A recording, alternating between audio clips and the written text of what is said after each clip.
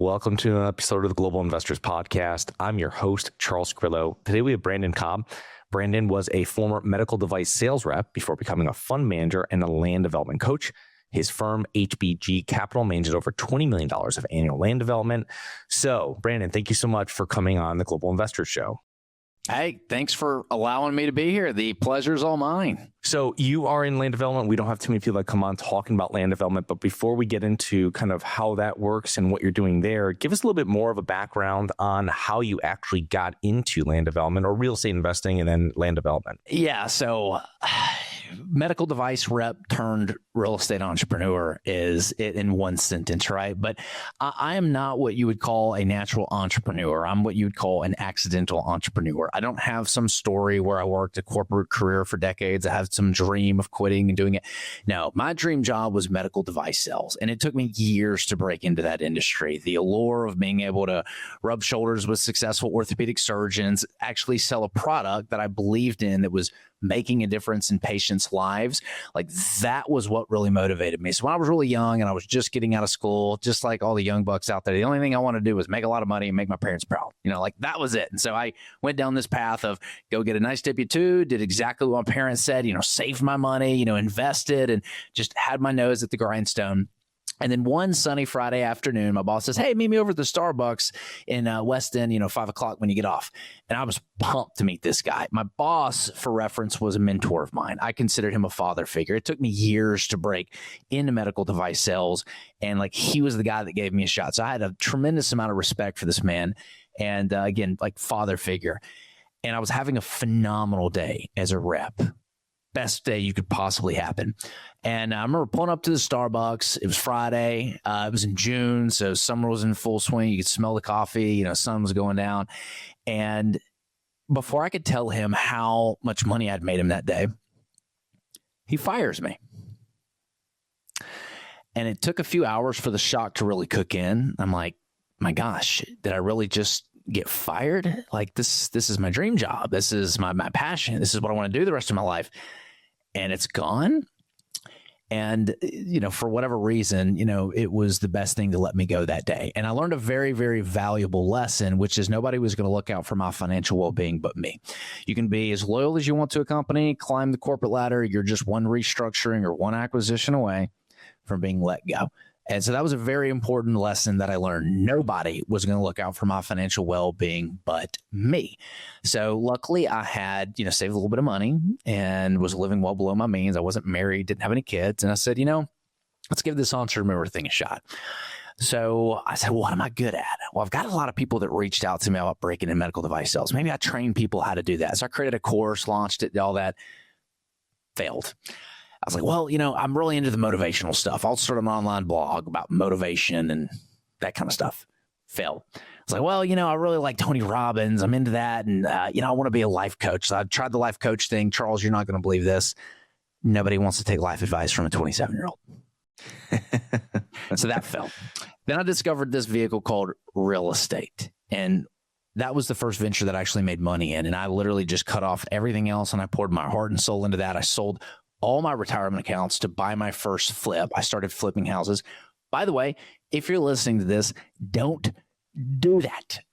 Do not do that. Do not sell all your retirement accounts and do that. I was young, didn't know any better. Very stupid. But that's the catalyst that started my entrepreneur journey in my business. I gave myself a 6-month ultimatum to make some money. I beat that ultimatum by about 7 days. I made about $30,000 on this house that I flipped. And I took that money, I just dumped it back into the business. If anybody's seen the scene off of Batman where the Joker slides down the big pile of money and lights it on fire in front of the mafia, that's what I was doing with marketing dollars. And so that money led to me doing, 5 or 6 more deals. And then I took that money and I dumped it right back into the business in form of marketing and hiring. And that produced 10, 15 deals. And then I just kept dumping money back into the business until I had built up a house flipping business that was doing about 35, 40 deals per year. We vertically integrated. We had the construction company because we couldn't find any good GCs out there. We started raising private money because hard money was too expensive. We're never going to be able to grow this business when over half of our monthly payments are hard money interest. So we started HBG Capital and started raising capital from investors. And then we had one opportunity where the home was fire damaged. The whole second floor was crispy, but the first floor was in pretty good shape. And I knew the foundation worked and we could buy it for less than what the land was worth. And we're like, this has got to be a good deal. And by this point, we'd done some full gut rehabs and, weren't scared of some really deep rehab. And we bought that deal and we consider that our first new build. And we rebuilt that home and made 3 times the amount of money as a rehab we were doing around the street. And we did it in less time. That was the light bulb moment. We're like, why are we flipping houses? We need to go into new builds. And being a GC, we didn't have to hire that out. Like, we were able to make deals out of stuff that other people couldn't because we were a vertically integrated firm. So we started building lots of houses, and that's real expensive. We started scaling HBG Capital. We started syndicating, which that was like when I discovered syndication, like the light bulb went off, right? I was really able to crowdfund a lot of capital together and start building all these homes. And that went really well for a while. And we said, well, we need to really grow this company. How do we do this? We're tired of chasing these little bitty, itty bitty new builds where you tear one house and you put 2 in its place. We need to go after parcels of land that we can do 30, 40, 50, 100 homes.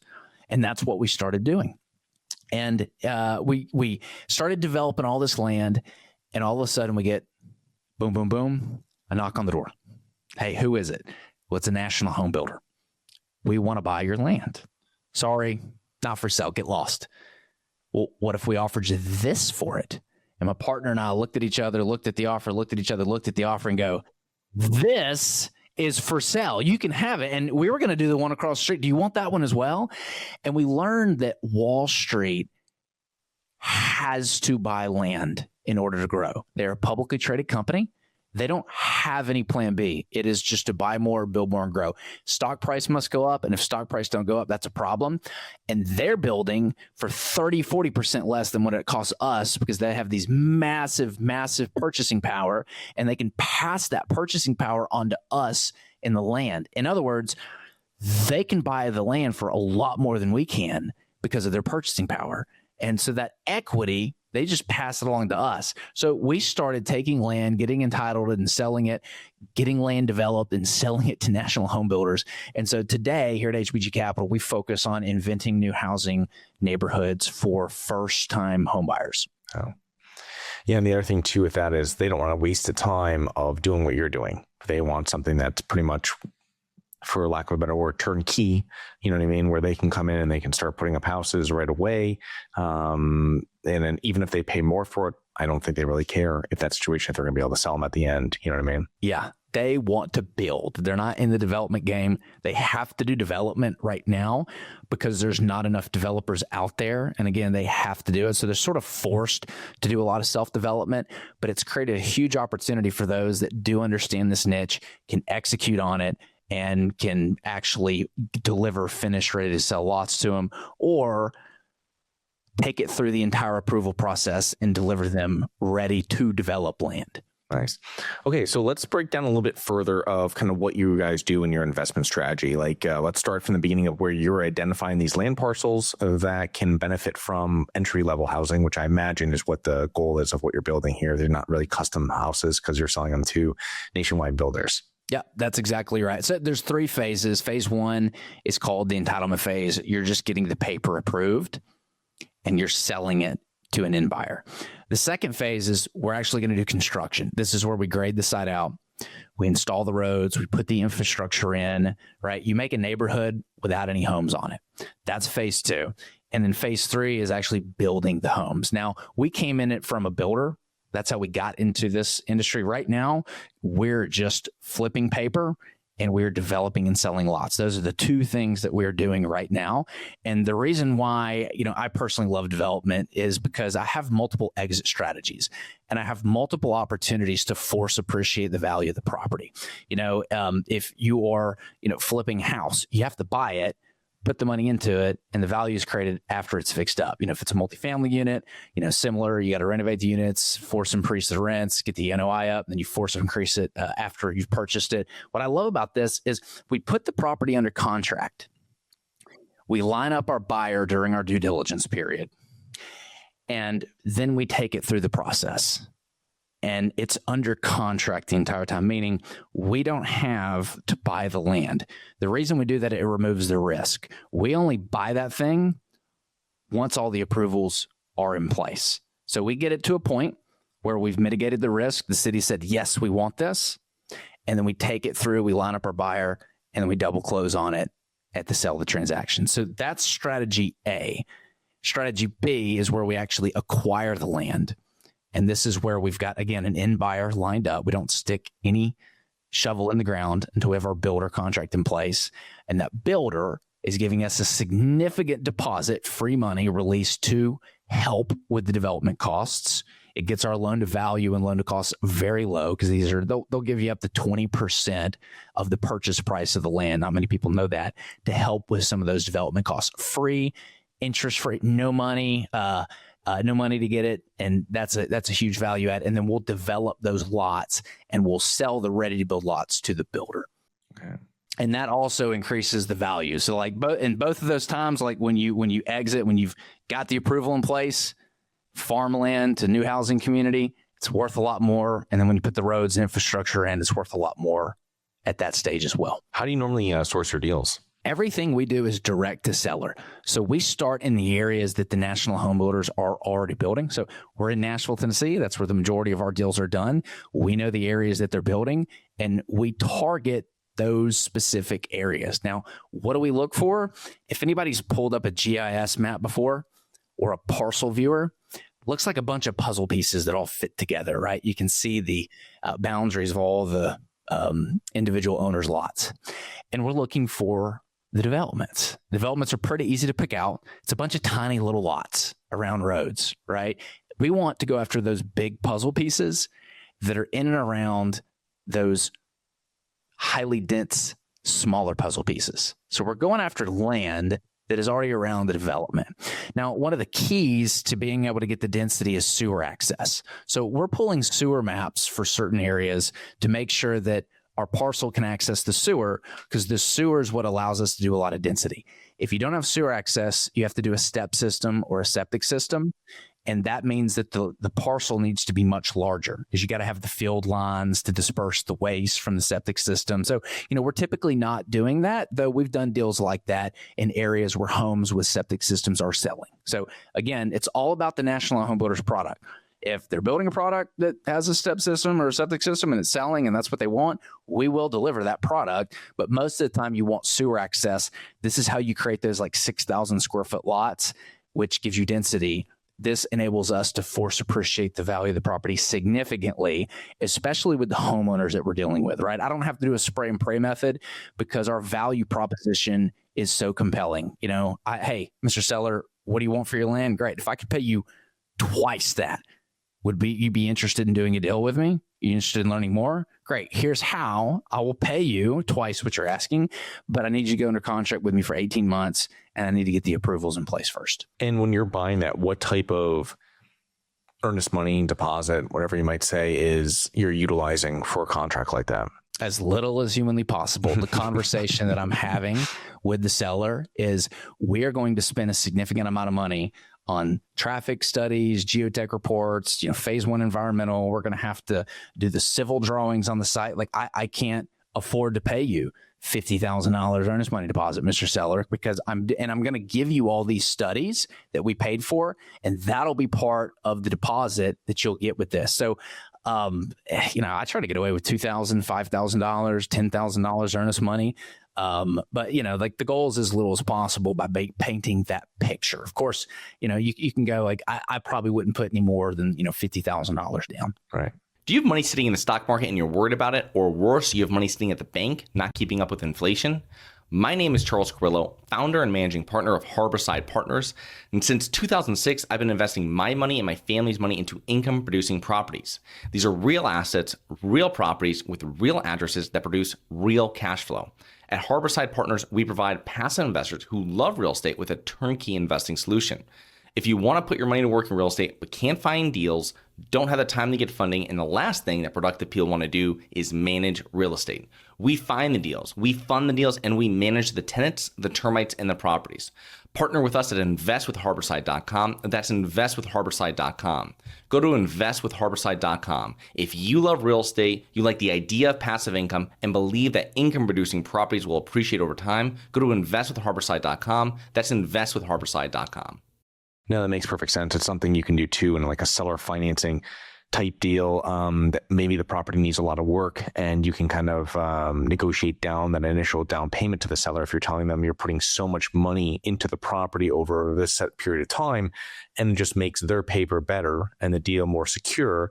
And then, showing them everything you're going to do that's one way of really. So I see exactly that can work this way too, where you're showing them all this different value you're adding and money you're putting into the property. So they know you actually have funds and you're actually going to move forward with what you're doing. Yep, that's exactly right. So during this process, it seems very, so you're finding infill lots pretty much, right? That's what we're doing. And then we're with that, that we have national home buyers that are buying around it, right? And then we're going to go into contract with them. We're going to go direct to seller, direct to owner, let's say at this point, because they're probably not even knowing their sellers yet.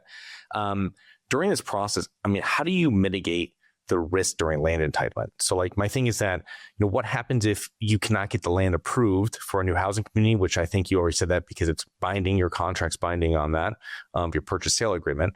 But my other part is what happens if you can't sell the land after it's entitled to that builder? I imagine, do you only deal with national home builders, or are you dealing with other like more regional developers as well? We deal with both. We prefer to work with nationals because they're very well capitalized. If you're working with local builders, you're going to probably run into a financing issue sooner or later with them. We've had that issue. So we prefer to work with national builders. Why? Because it's Wall Street.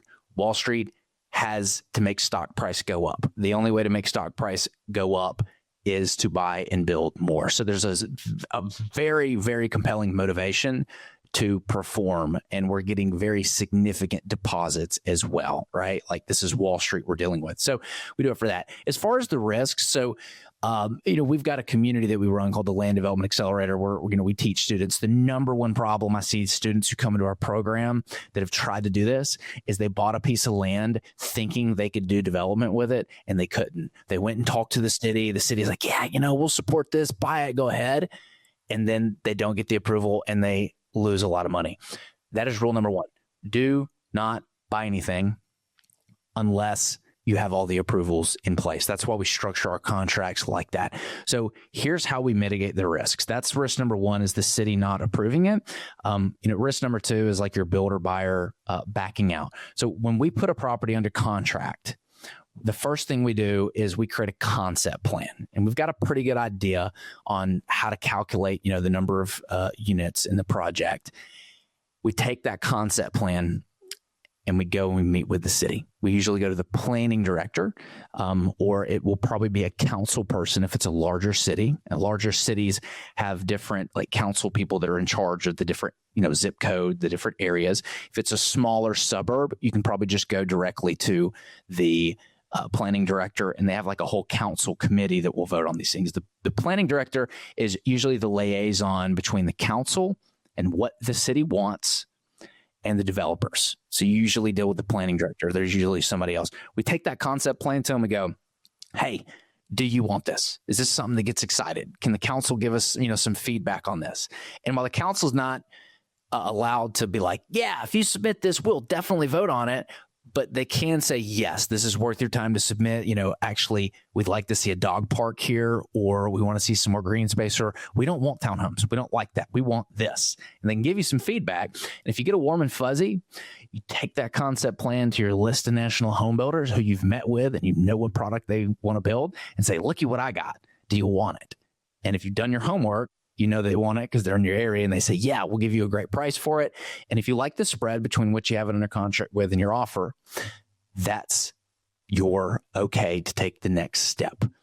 Your big hurdle that you're trying to get to, I want to spend as little money on this as possible to make sure it's something the city wants and to line up my end buyer.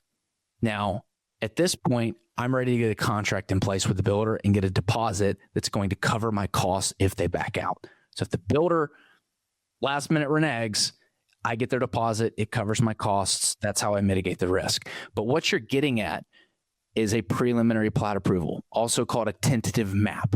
So a concept plan is just a piece of paper with some scribbles on it that shows like what the community might look like. You want to get that to a preliminary plat approval.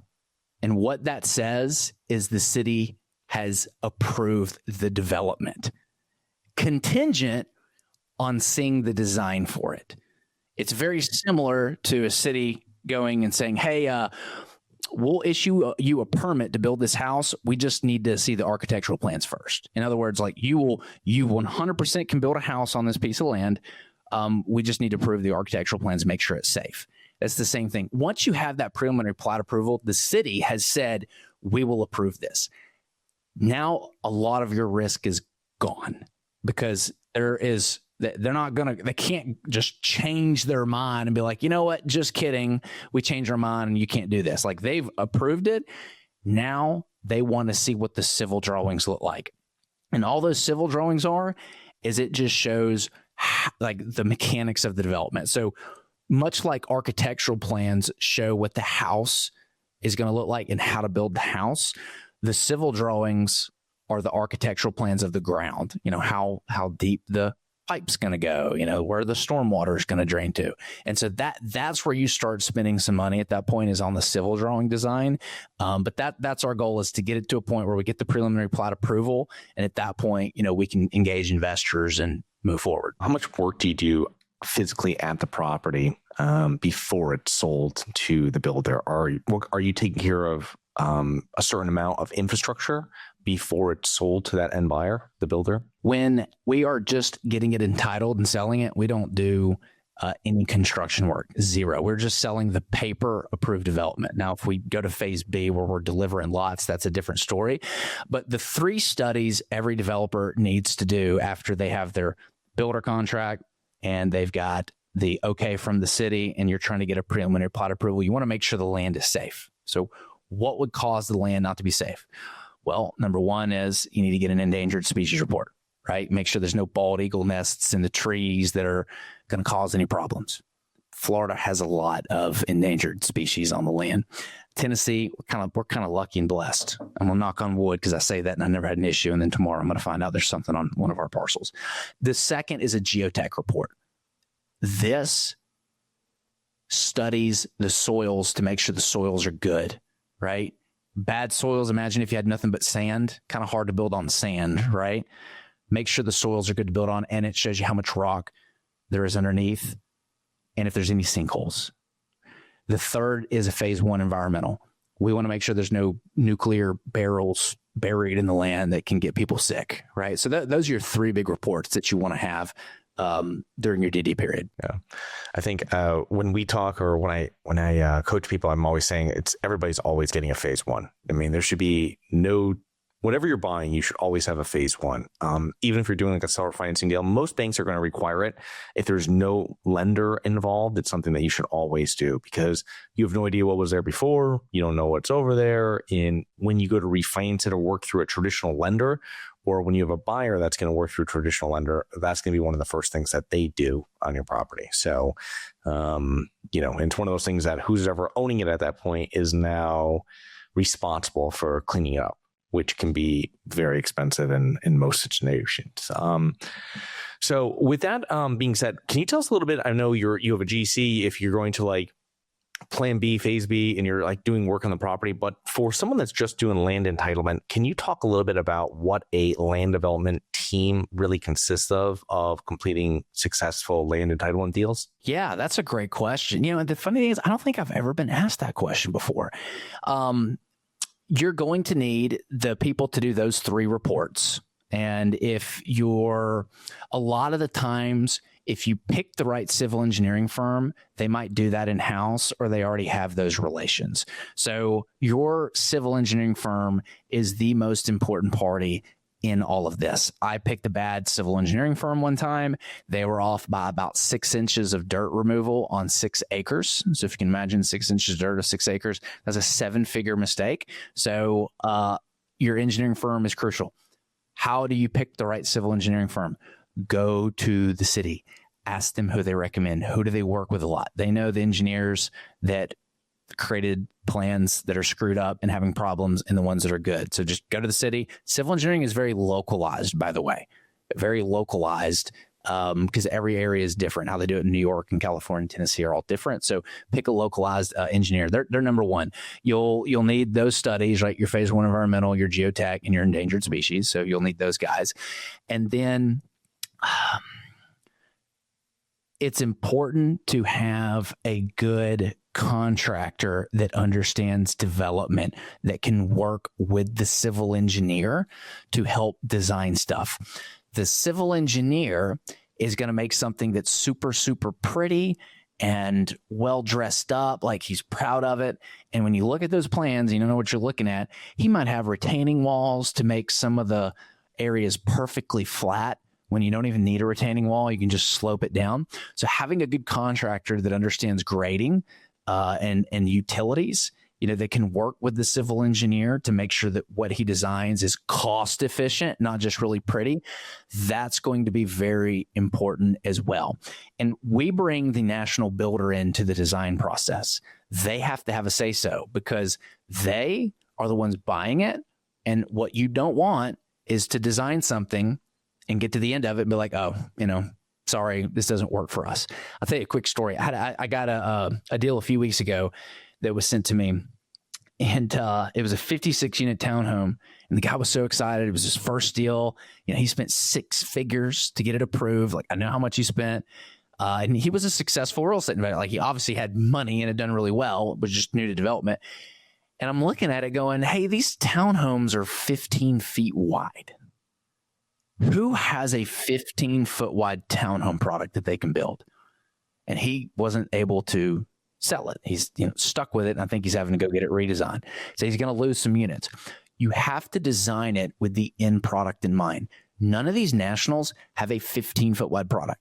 They have an 18-foot, 20, and 22, preferably a 24-foot. And right now, 24-foot's the most popular. Why? Everybody wants 2-car garages. So you got to design it with the end in mind. So that builder is important. They're a key part of your end buyer is a key part of your design team. How does the transaction take place? Are you actually closing on the property and then it's like a double close type thing? So once it's all approved, you're actually closing on it from the land seller, and then you're just same day kind of just bringing it over to and it's getting sold to the builder? Yeah, we do a double close. It's very simple. When we go to close, we have an investor that puts the money up for the A to B transaction. So us buying it from the seller and then walk into a different room, we do the BC transaction where we sell it to the builder. Yeah, sounds like a transactional funding, which, okay. Yeah, very normal, especially sometimes with some wholesale deals that have larger spreads. People like doing the double close on. It's a little cleaner than getting some sort of a wholesale deal. Well, you have to with these national builders. They've got a lot of regulations they have to abide by with, being a publicly traded company. Everything's got to be very clean. Yeah. So you kind of glossed over, but you're telling us about your 6 inches of soil over so many different acres. Is that how you lost $1 million on the land deal? Can you kind of go into that a little bit more? No, I only lost a couple $100,000 on that one. No. So my big 7-figure loss came from a deal we did where we did not wait to get all the approvals before we bought it. That's why I can't stress that enough. I've got the scars so you don't have to, essentially. But yeah, we bought a site. We thought we could do something with it. Again, oh yeah, we'll support that.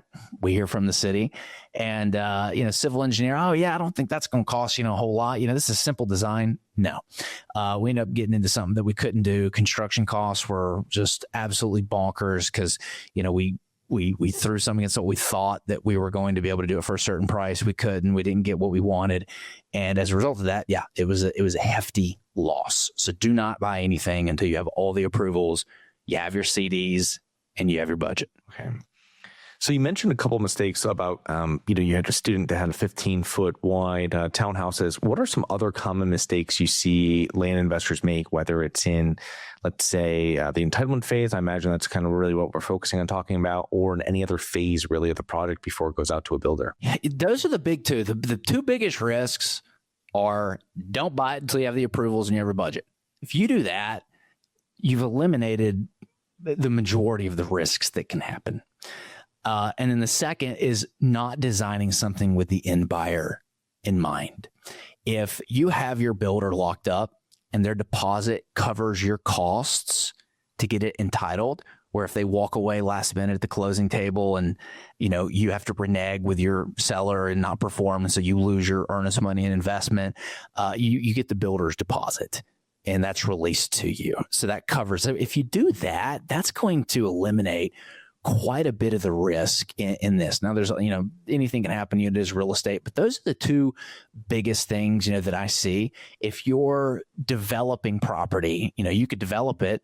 And again, the builder could walk away, you get their deposit and you might have to sit on it for a while, right? Because there's not quite as many buyers that are buying lots like these national home builders do. So that's why it's important to have an iron tight contract, hire an attorney that specializes in land use and development to go back and forth. We had a lawsuit where we had to sue a builder that didn't perform. That wasn't fun. That was a local builder. It wasn't a national. That was kind of like, hey, do business with nationals, not local guys. And, we spend 8 weeks going back and forth on contracts now with my attorney, their attorney. So having an iron tight contract in place with the builder that's been approved by an attorney is very important. That'll also mitigate a lot of your risk. Yeah, I have a partner who he does a little similar. It's a little bit of a hybrid approach to what you're doing. So he'll find the land, him and his partners, they will sell the majority of it off to a national home builder, and they will keep a small portion of it to develop their own properties. And so it's one way of really mitigating their risk by taking a lot of, kind of the chips off the table, let's just say. And so they're kind of playing almost with house money on the lots that they're working on. But it's also one of those things too, is the same thing, selling to that national home builder to be able to, have them do their own thing while they can build up their own, where they're really going to make their money, which is on building up those spec houses. Yeah. And you can slice it and dice it however you want. You can do some pretty unique things with how you structure it with them. Interesting. One thing that we were talking about before we wrap up, and it was about sourcing deals, and I know you're going direct to seller. And this is interesting because with people, especially in market cycle times, I guess like how you say now, where there's a lot of people looking for creative financing, they're going direct to sellers, whether it's for land or whether it's for buying properties. Tell us a little bit about that process. So we have identified the property. We have a list of people that we'd want to purchase their property from, their land.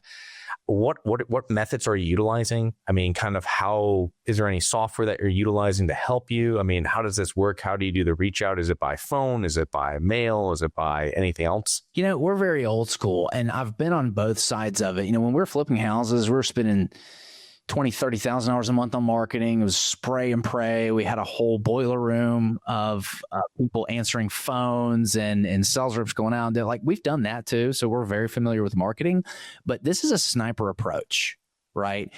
There is no magic software that exists where you can click a couple filter buttons and boom, voila, a magic list of land that is ripe for rezoning and development just pops out.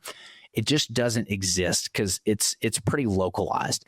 So we hand build all of our lists. We're in the areas. We know where the sewer maps are. We know where we want to be, like along those main arteries. We know what the builders want. And we just handpick the lists. We skip trace the phone number, we call them. Or we'll go and put a sticky note on their door with a little packet about us. Say, hey, call me. We'll show up. So like door knocking and cold calling is currently our main source of deal flow. And I can't stress enough, going and meeting with all the land brokers that are out there that are sourcing these types of deals. Are always, they want buyers that can perform.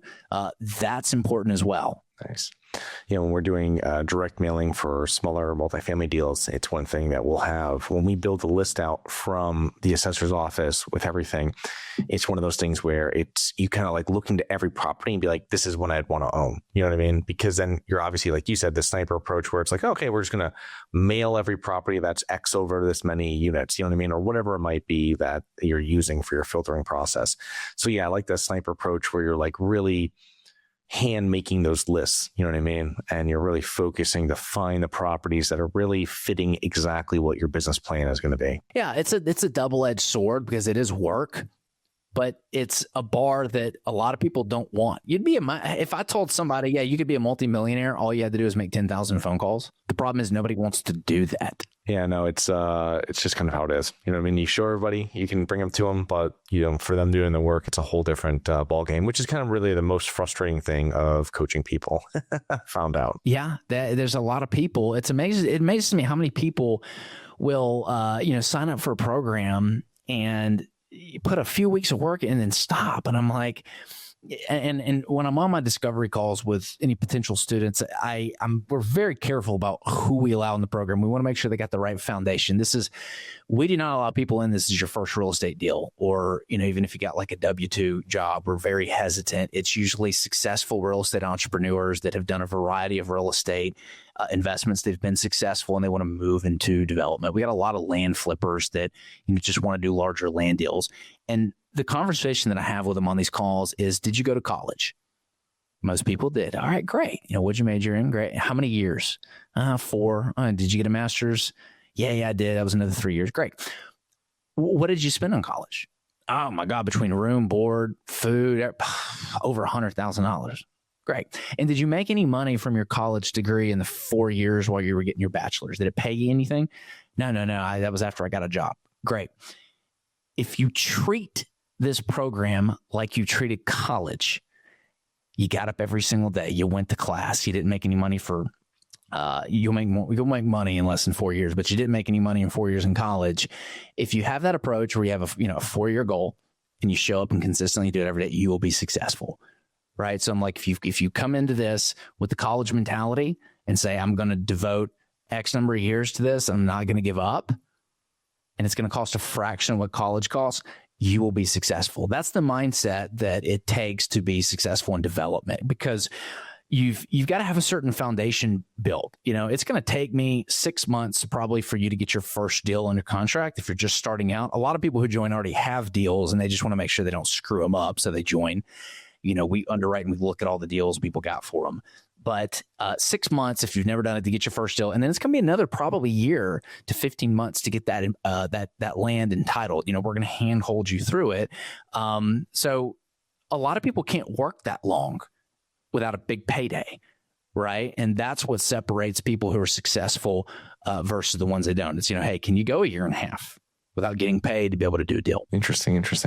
As we're wrapping up here, what would you say some of the main factors are contributing to your success over the years, from being medical device sales to having a couple failed ventures to what you're doing now? People underestimate what they can do in a year and they overestimate what they can do in a day.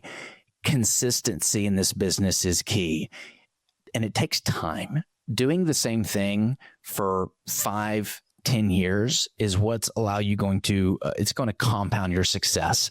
So when you're setting out to build something, you really need to set a 10-year goal with it, because 10 years is really where I see people just absolutely take off and have built something that's absolutely amazing. So, and through the process, it doesn't look like you're changing that much. I compared to a book I read. He talks about putting a blue drop in a 5-gallon bucket every day. Like, you put that little blue drop in it and you don't really see much change in the bucket, but you do it every day. And over the year, like, the bucket's just bright blue, right? But you don't see the changes every single day. So consistency is probably the main thing, I would say. The consistency and discipline to keep doing it. Right. Okay. Well, Brandon, thank you so much for coming on the show today. How can our listeners learn more about HBG Capital and then also your training program? Yeah, we serve two people. If you are an investor that wants to invest in this type of stuff, you can go to hbgcapital.net. There's a free book we've got called 100 Questions Business Owners Ask Before Investing. If you want to watch a video on what we do, you can go to hbgcapital.net/waitlist. You can grab all the free stuff there. And then if you want to learn how to do these, if you are someone who wants to get into development, whether that's building houses or land development or land entitlement, and you're not really sure where to start, go to learnlanddevelopment.com. We have a free course called Land Development 101. Go grab it. It teaches you how to go and find the stuff that we're talking about today, land that's right for development potential. And then also how to raise the money for it is also built into that course. So it's completely free. You can go there and you can grab it. Okay. Well, thank you so much for all that information. We'll put those links into the show notes, and looking forward to connecting with you here in the near future. Thanks, man. Appreciate it. Hi, guys. It's Charles from the Global Investors Podcast. I hope you enjoyed the show. If you're interested in getting involved with real estate, but you don't know where to begin, set up a free 30-minute strategy call with me at schedulecharles.com. That's schedulecharles.com. Thank you. Nothing in this episode should be considered specific, personal, or professional advice. Any investment opportunities mentioned on this podcast are limited to accredited investors. Any investments will only be made with proper disclosure, subscription documentation, and are subject to all applicable laws. Please consult an appropriate tax, legal, real estate, financial, or business professional for individualized advice. Opinions of guests are their own. Information is not guaranteed. All investment strategies have the potential for profit or loss. The host is operating on behalf of Syndication Superstars, LLC exclusively.